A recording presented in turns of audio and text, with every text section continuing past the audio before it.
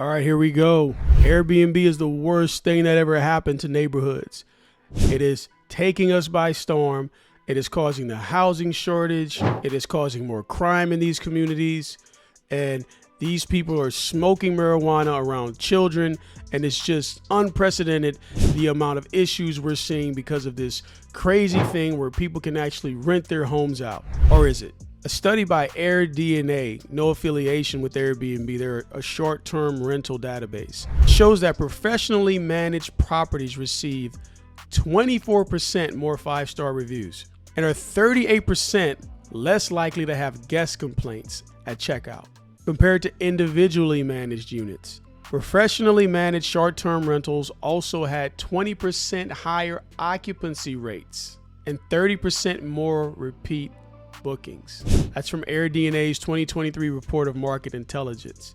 Let's go to insurance. Proper Insurance, one of the major insurance companies who offer insurance to short-term rental operators. And this is with the Short-Term Rental Association data in 2022.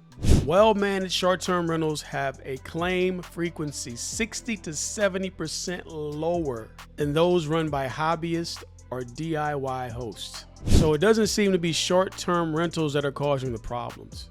It seems to be lack of professionalism. So if you're one of these hosts who are not managing your Airbnb professionally, it's not your fault that you're managing your Airbnb poorly. It's just that you haven't been told how to do it in a simple way that doesn't involve more of your time. Let's talk about the Airbnb party problem. This is why no one wants Airbnb in their city. This is what Airbnb did in 2020 because of the party issues. Since 2020, Airbnb has implemented a global party ban. And here's what they reported publicly since that's happened.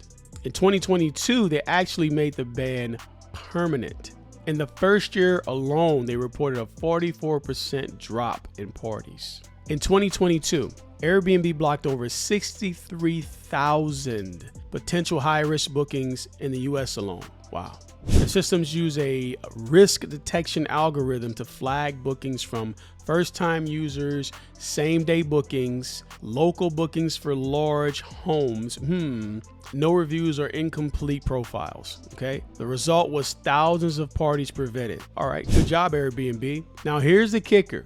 Less than 0.03% of all Airbnb stays result in a significant party or safety incident. So why do we see on the news that all these parties are happening and people are partying and keeping the neighborhood awake, and it's all because of these Airbnbs? Now let's compare it to traditional rentals, right? Those who are occupied with tenants that are there for 6 months or more. We're just going to say 6 months or more. So with Airbnb, we're getting these statistics from them, right? From their short-term renting operation. Now, if we go to traditional tenants and we think about it, there's no built-in guest screen. You can say, oh, we only want 4 people there at a time. Do tenants really listen to that? No. They can throw a party whenever they want. We just hope because they're living there for a longer period of time that they're actually not going to throw a party. But there's no screening there. So this is just tacking on to things in the media. Heard, let's see, Airbnb mansion party turns deadly. Airbnb bans parties after 5 killed at Halloween event. Neighbors furious over party house next door. So those are just headlines that get clicks, and we know why. Brain doesn't really want to see happy things. It wants to see negative things, which is crazy, right? So I guess media does the same in order to get their clicks or their views. Now, here's the thing that's interesting. The media never reports the millions of safe and fun and unreported incidents of Airbnb stays.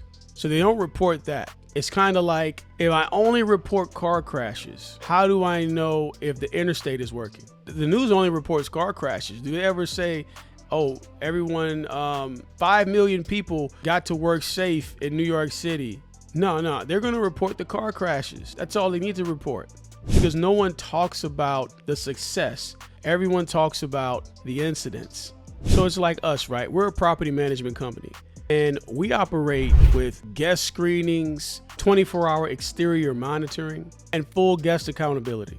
So no, I don't think Airbnb is the problem. I think outdated thinking is. Outdated and pessimistic thinking, to be exact. I have been managing Airbnbs for the last 5 years. I have never had to evict an Airbnb guest. I've had some that stayed longer than they should have, but I have had to evict several long-term tenants in my traditional units. Well, that's telling you something, right? I just did one last year for one of my clients. So eviction or kicking people out is something that happens a lot more with traditional tenants than it does with short-term renting tenants. Now, if you're getting tenants who are coming in or guests who are coming in and tearing your property up, it's only because you don't have systems and you're not messaging them properly and you don't have your parameters checked the proper way. So what we do here at Systems BNB is we try to build a bridge between the disgruntled community member, the disgruntled Airbnb guest, the Airbnb host who's trying to wing it,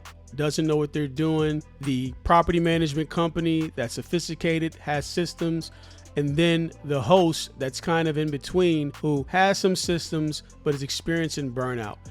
All of these different groups have issues, and we have solutions for those issues. At Systems BNB, we offer an Airbnb or short-term rental in a box product. Airbnb is the best billboard for short-term rentals right now. We use it as a billboard to get you in. We have systems in place to where you don't need to buy yourself a job. We want you to win because if you win, we win. This is the bridge, and let's start creating systems to run this thing like a business so we can take advantage of the big rush that's about to come. See you in the next video.